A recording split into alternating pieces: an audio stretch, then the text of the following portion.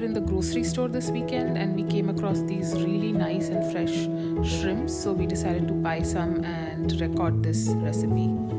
So this is a very spicy recipe, so I would advise that you tailor the recipe based on your spice tolerance.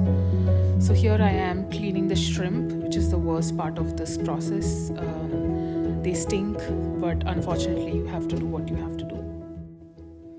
An interesting fact is that my husband is actually allergic to shrimp, so it'll just be me enjoying this recipe.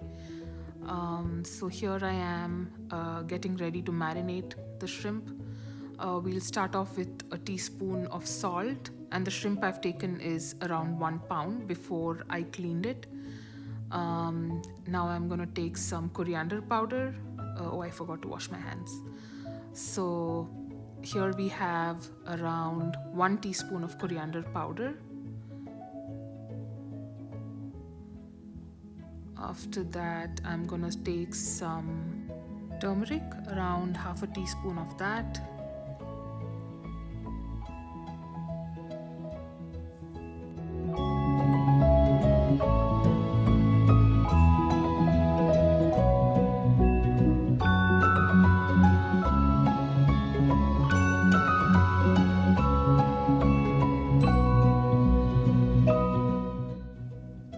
Now I'm going to take around 1.5 teaspoons of chili powder.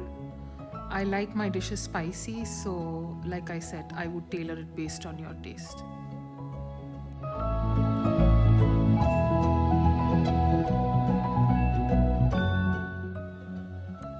Now we add some water to make a thick paste with the masala and marinate the shrimp with it.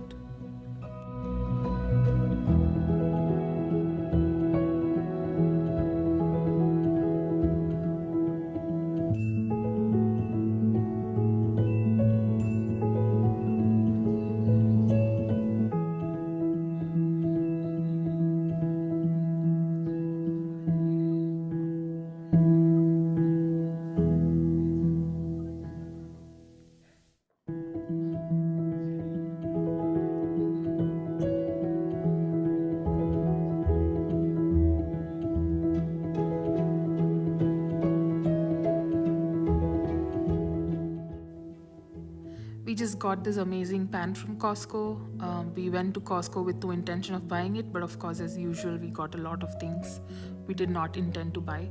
But I do not regret this pan at all. It's so big, and I'm very happy that I get to inaugurate it for this video.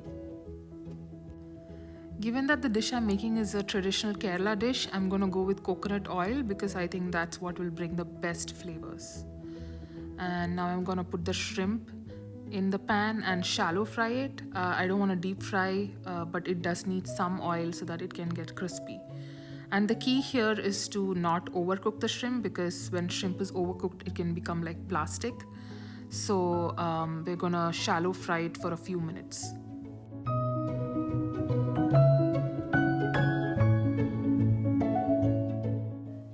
And since we want the masala to actually stick to the shrimp, it's advisable to not turn it too many times. So I would just turn it once so that both sides can cook.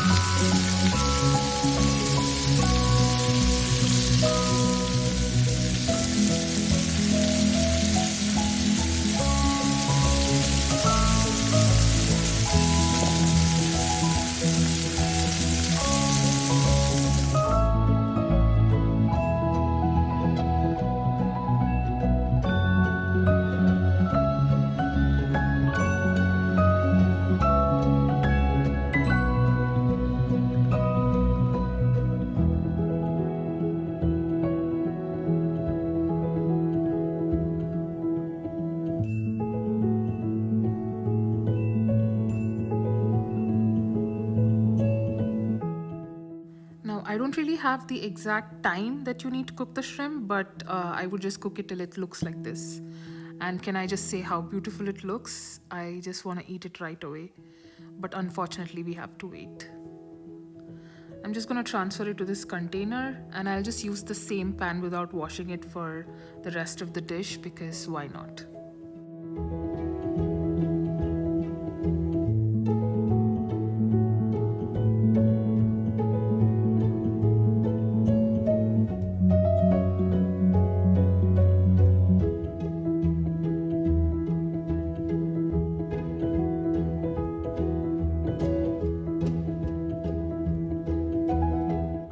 Now, my husband is officially the vegetable cutter of the family, and he was gracious enough to cut all these things for me. So, we have some red onions here, around 1 onion, a lot of curry leaves because that's very important in Kerala cuisine, and then we have 5 to 6 cloves of garlic and around 1 inch of ginger. So, I'm gonna again put some coconut oil in the same pan and wait for it to melt.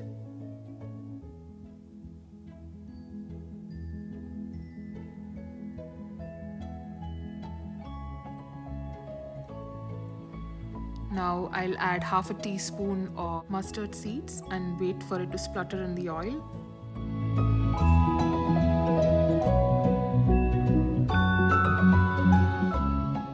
And let's add this finely chopped garlic and ginger and saute very quickly before it starts burning.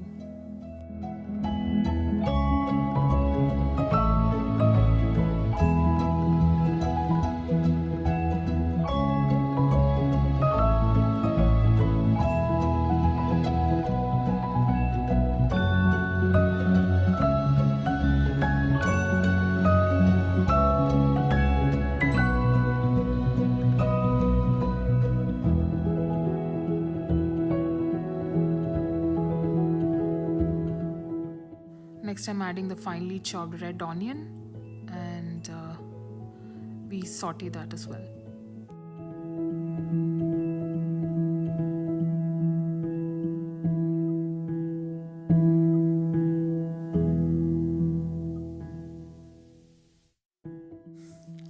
Now I'll add a bit of salt. Be mindful that you've already added salt to the shrimp, so I would only add a little bit of salt. It's important to add salt to the onion because it will help it cook faster.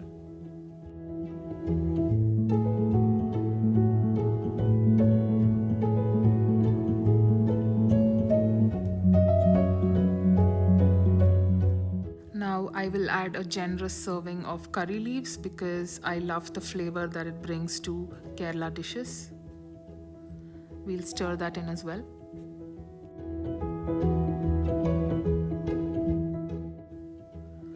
Now I'm going to add a 1/4 teaspoon of turmeric powder, followed by 1 teaspoon of Kashmiri chili powder. Again, remember that you've already added masala to the shrimp, so I would add masala carefully so that you don't make the dish too spicy. Here I'm adding a 1/4 to 1/2 teaspoon of fennel powder because it really brings a nice flavor to the dish.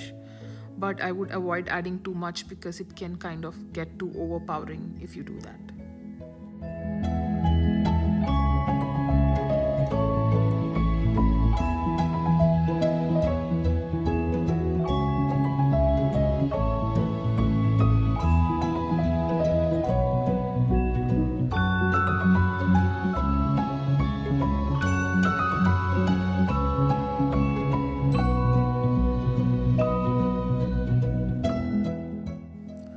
Let's stir this around for a few minutes, around 2 to 3 minutes, so that the masala can cook. And I'm also going to add a little bit of water here just to help mix everything well. I would also add a little bit of water later on, as you'll see soon.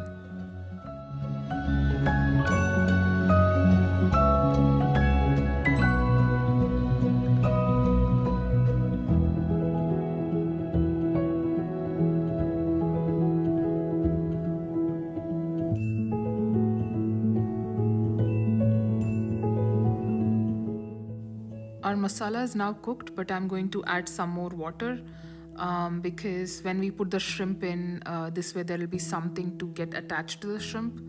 So that's why I'm adding the water. Now I'm going to drop these shrimps here. and stir well.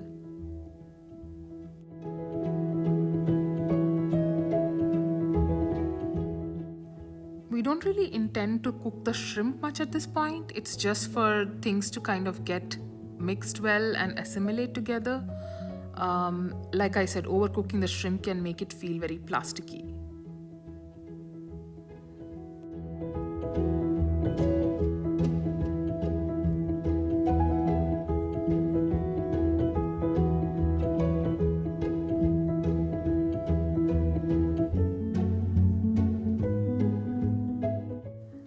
Now I'm just stirring everything around and letting some of the water disappear. I wish you guys could smell how good it smells right now, because this is just heavenly.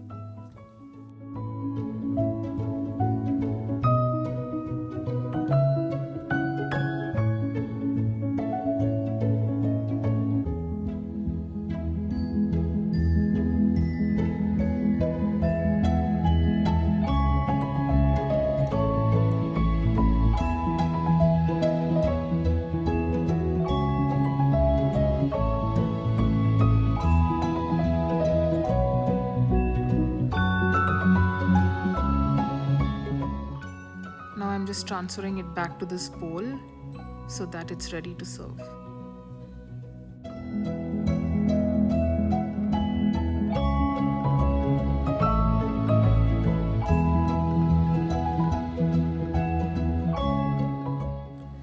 I'm really happy with how it's turned out, guys. This is one of the best prawn roast I've made in recent times.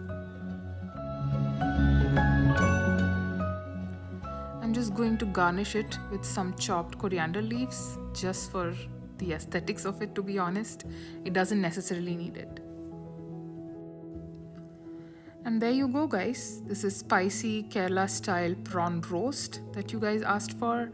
It goes great with roti or rice. It's pretty concentrated, so you don't need a lot of it with one serving. I hope you like this recipe. Please let me know in the comment section if you do try it.